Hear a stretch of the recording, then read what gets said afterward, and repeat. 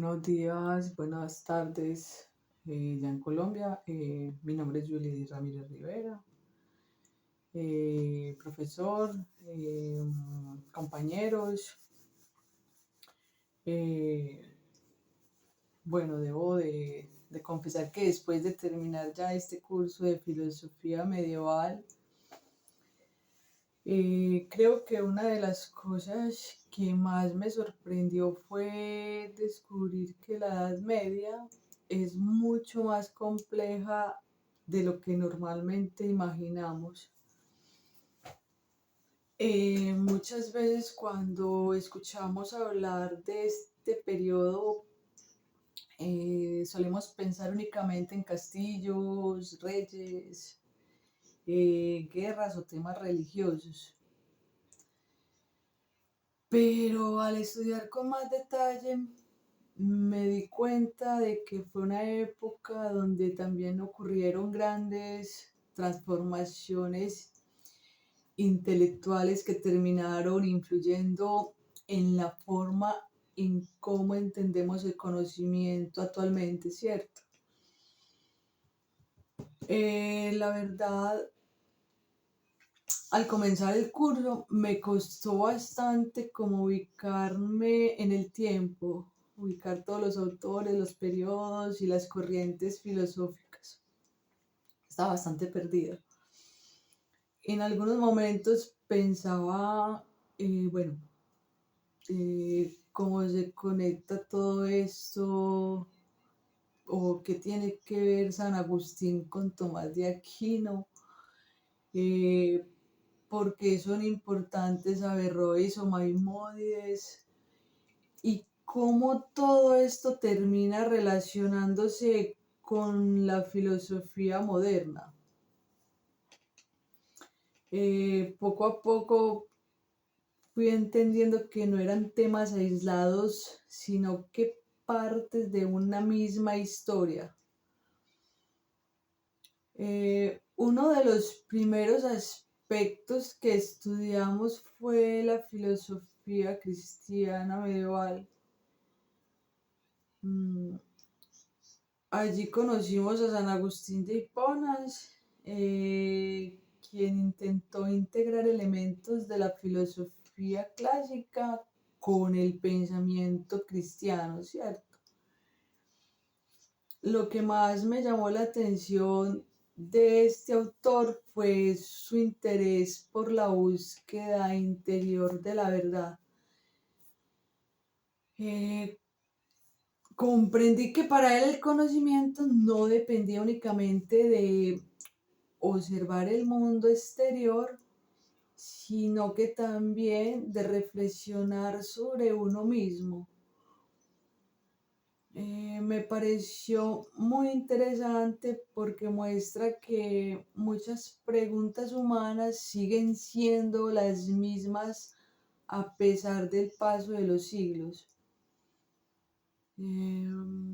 Posteriormente estudiamos ya las escolásticas, que fue una de las corrientes más importantes de la Edad Media. En las escolásticas, en esta etapa, sobresale Santo Tomás de Aquino, quien defendía que la fe y la razón podían complementarse. Antes de este curso yo pensaba que la filosofía medieval rechazaba el uso de la razón, pero ya profundizando y estudiando a Tomás comprendí que muchos filósofos medievales utilizaban argumentos racionales para abordar diferentes problemas relacionados con el conocimiento, la existencia y la naturaleza humana, ¿cierto? Eh, Además, me pareció muy interesante conocer el método de la disputación. Me encanta esa palabra. Digamos que fue una de las cosas que más me gustó aprender porque demuestra que el conocimiento puede construirse a través del diálogo la argumentación y la confrontación respetuosa de ideas es muy importante. De cierta manera, me hizo pensar también que muchas de las dinámicas académicas actuales tienen antecedentes en esas prácticas desarrolladas durante la Edad Media. Eh, Otro tema que considero fundamental fue el estudio de la filosofía árabe y judía. Honestamente, antes de realizar este curso, no tenía muy claro también el papel que desempeñaron estas tradiciones dentro de la historia, las veía muy separadas. Pero sin embargo, aprendí que gracias a pensadores como Averroes y Maimónides fue posible conservar, interpretar y transmitir gran parte de la obra de Aristóteles. También comprendí la importancia de ciudades como Bagdad y Córdoba, eh, que se convirtieron en grandes centros de producción intelectual. Igualmente, me llamó muchísimo la atención la Escuela de Traductores de Toledo, porque allí colaboraban personas de diferentes culturas y todas con el mismo fin y de religiones, para traducir y compartir conocimiento. Y eso me dejó una reflexión importante, que el conocimiento no pertenece a una sola cultura, sino que se construye mediante el diálogo y el intercambio entre distintas formas de pensar. Otro aspecto trabajado durante el curso fueron las cruzadas. Normalmente solemos recordar las cruzadas únicamente como por los conflictos militares, pero también fue interesante analizar cómo estos procesos generaron contactos entre Oriente y Occidente y estas transiciones facilitaron la conciliación de conocimiento, productos, ideas, y permitió que muchos saberes viajaran entre diferentes regiones y contribuyeran al desarrollo intelectual posterior, eh, y al avanzar hacia la Baja Edad Media podemos ver cómo comenzaron a haber nuevas formas de cuestionar la autoridad y de comprender el mundo. Allí encontramos figuras como Guillermo de Ockham, quien promovió una actitud más crítica frente a muchas explicaciones tradicionales, ¿cierto?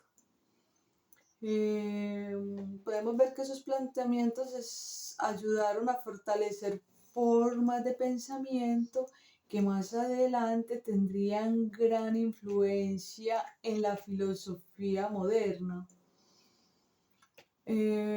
Igualmente, una de las figuras que más me llamó la atención fue Cristina de Pisano.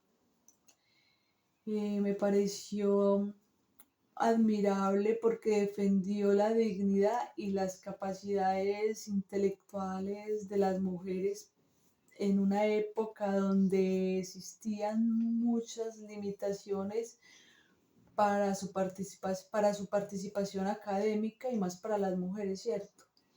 Considero que su pensamiento continúa siendo relevante porque plantea reflexiones sobre igualdad, educación y reconocimiento que siguen presentes en la sociedad actual. que es algo que cambió completamente mi percepción. Bueno, también algo que cambió mi percepción fue que la Edad Media no, fue una época, no fue una época de oscuridad intelectual, que también surgieron manuscritos, surgieron universidades, se desarrollaron métodos de enseñanza y se produjeron debates filosóficos que posteriormente influirían en el Renacimiento y en la filosofía moderna. En otras palabras, muchas de las bases del pensamiento occidental fueron construidas precisamente durante estos siglos, ¿cierto? Eh, bueno, pues si algo me deja este curso es entender que la filosofía no consiste únicamente en aprender nombres o memorizar teorías, sino que también, o más bien, nos invita a reflexionar y a cuestionar nuestras propias ideas y a comprender mejor los problemas humanos desde distintas perspectivas. Creo que esa es una enseñanza que sigue siendo valiosa e independientemente de la época en la que vivamos y que no podemos olvidar. Y para finalizar, considero que el principal legado de la filosofía medieval fue demostrar que la búsqueda del conocimiento es una tarea colectiva que atraviesa culturas, religiones y generaciones completas. Bueno, muchas gracias, o mejor dicho, gracias, no, gracias al trabajo de filósofos, estudiantes y maestros, fue posible conservar todos esos saberes y desarrollar muchas ideas y desarrollar muchas de las instituciones académicas que conocemos actualmente. ¿Qué más? Y bueno, pues no siendo más, muchas gracias, profesor, eh, por todas sus aportaciones por este periodo.